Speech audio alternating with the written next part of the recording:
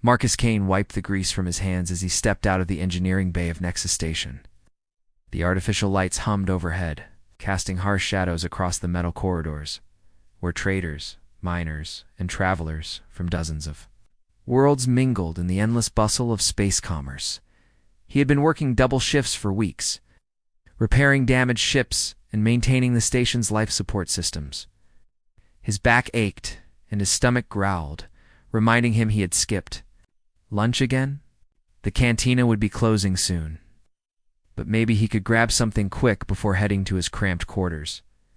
As Marcus rounded the corner toward the main dining area, he heard strange sounds coming from behind the cantina, growling, scraping, and what sounded like whimpering.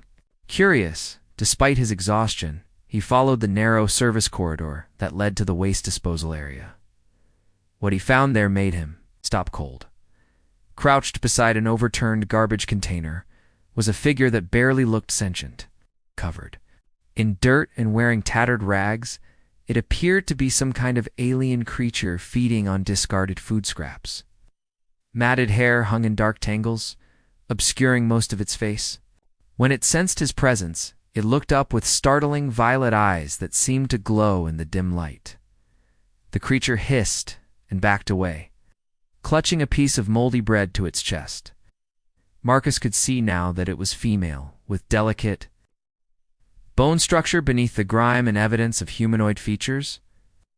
Her skin had an unusual pale blue tint, and despite her feral appearance, there was an unmistakable intelligence in those extraordinary eyes.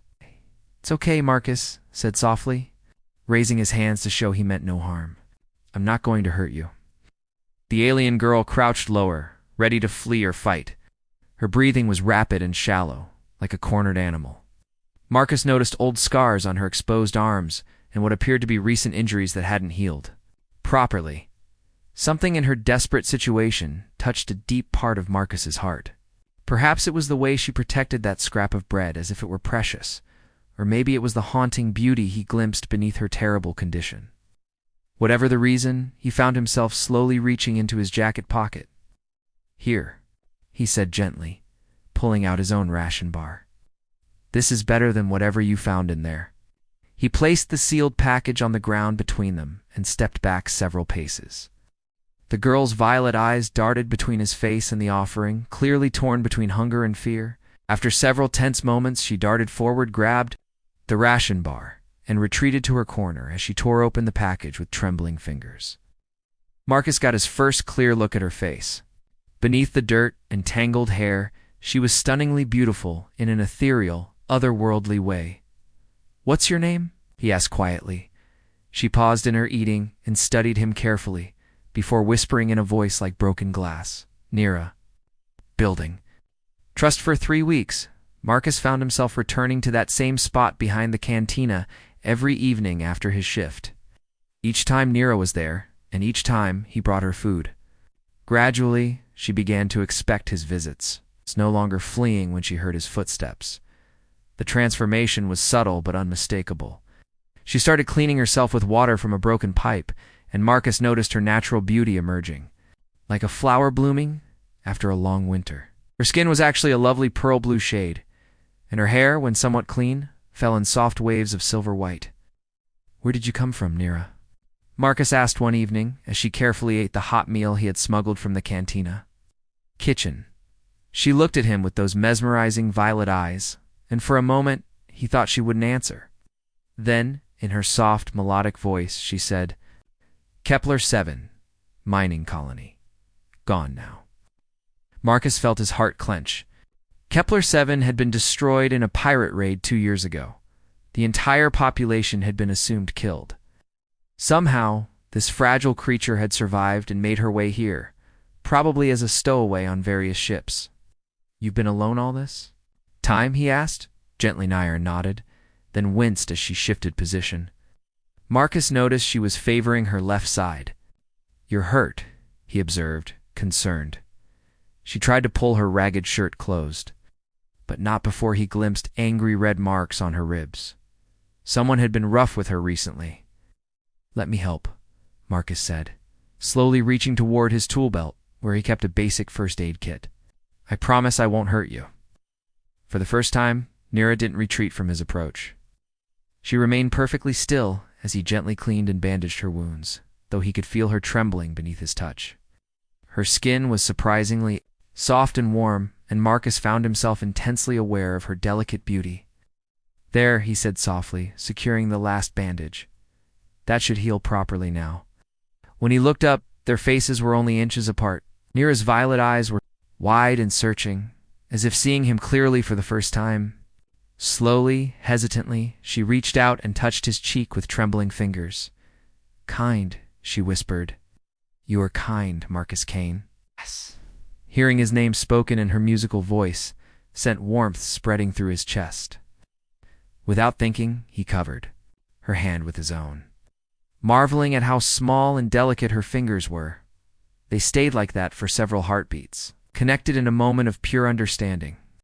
Then Nira pulled away, but not in fear this time. In shyness.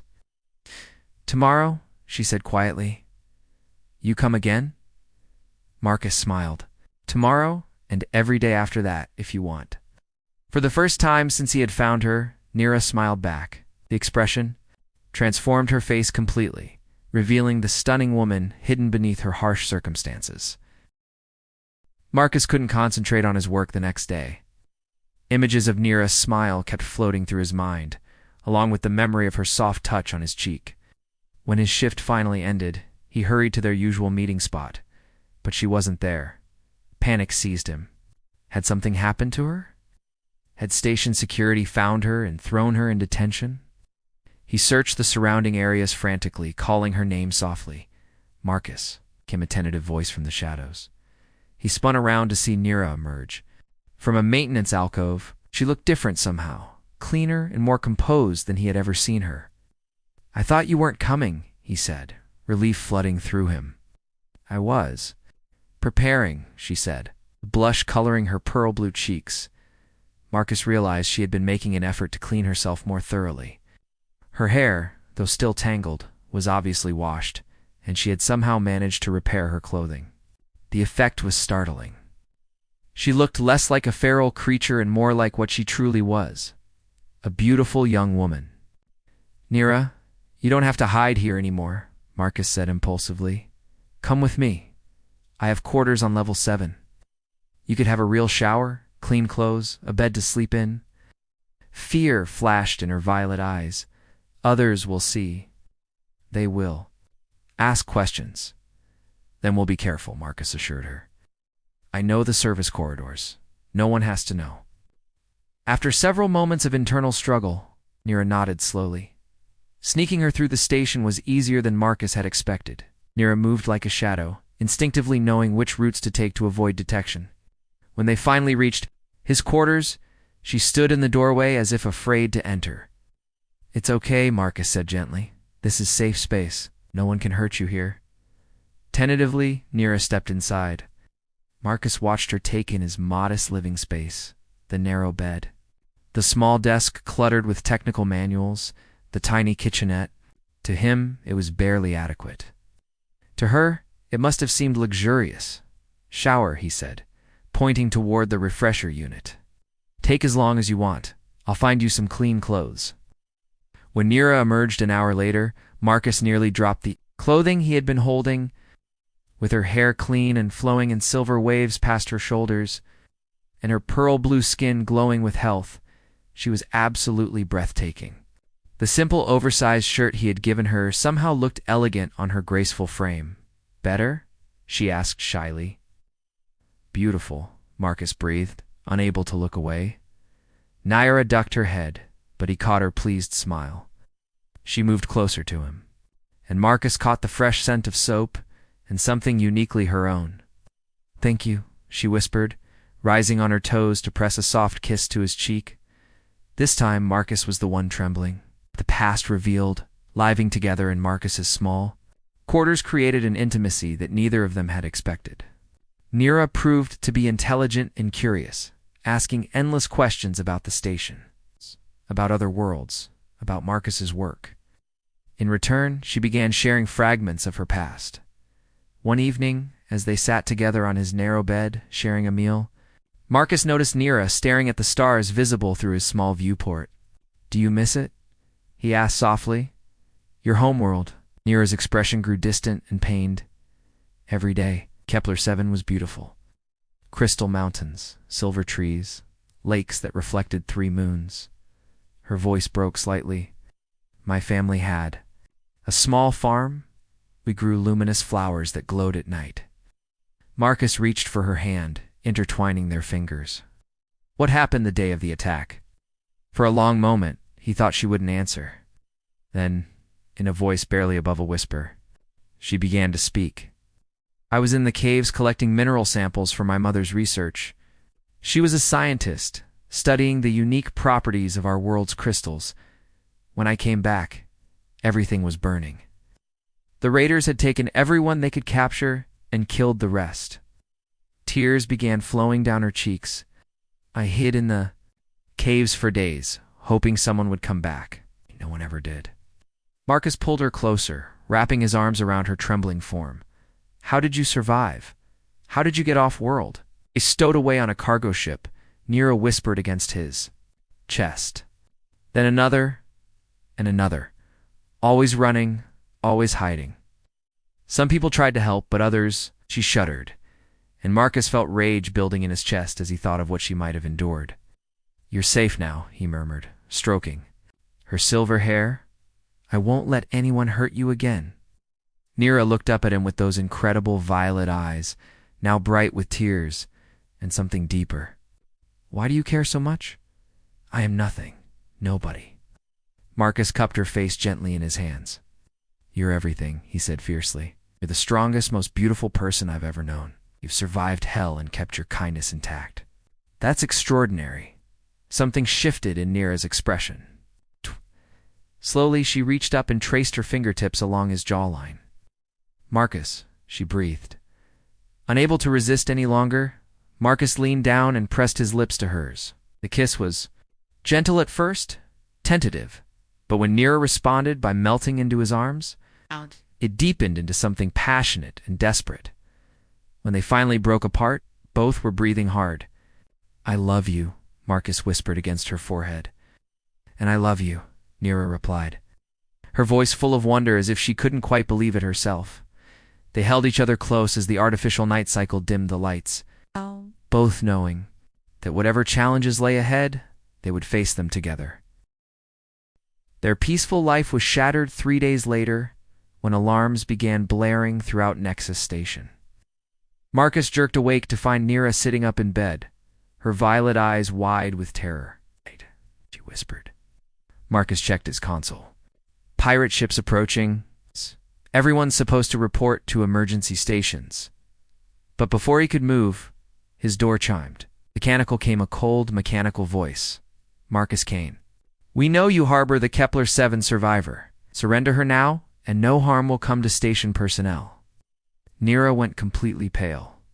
"They found me," she breathed. "The Zephyr Consortium. They've been hunting survivors from the mining colonies." "Why?"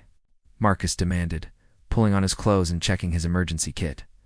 "My bloodline," Nira said, her voice hollow. "My people had genetic adaptations that allowed us to process rare minerals safely. We're valuable as slaves in the deep mines." Marcus felt cold fury wash over him. "Over my dead body?" The station shuddered as the pirates began their boarding operation. Marcus grabbed his plasma cutter and a portable shield generator from his emergency supplies. "Can you fight?" he asked.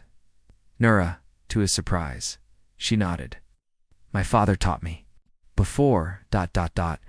double quotes, her hands began to glow with a soft violet light. "I have abilities. I tried to forget them, but they're still there." Together, they made their way through the service corridors toward the main docking bay. Marcus could hear fighting in the distance as station security engaged the boarders. When they reached the bay, they found chaos.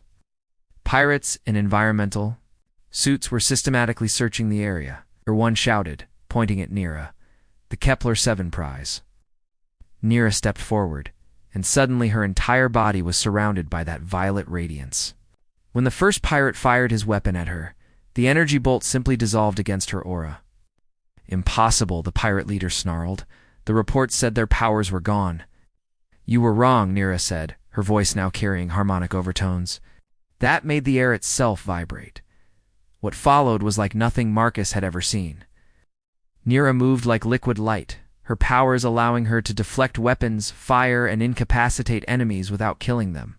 Marcus fought beside her, using his engineering knowledge to disable their ship's systems and trap the remaining pirates. When the last attacker fell unconscious, Nira collapsed into Marcus's arms, exhausted but triumphant. It's over, Marcus said, holding her close. They can't hurt you anymore. Nira looked up at him with eyes full of love and newfound confidence. Not me. Us. We're stronger together. The station security arrived to clean up. Marcus and Nira stood in each other's arms, watching the stars through the bay's massive windows. Where do we go from here? Nira asked. Marcus smiled and kissed her temple. Anywhere we want? The whole galaxy is open to us now? Nira smiled back, the expression radiant with joy and possibility. Together, always together, Marcus promised. And, as their kiss sealed their vow, the stars seemed to shine brighter, as if the universe itself was celebrating their love.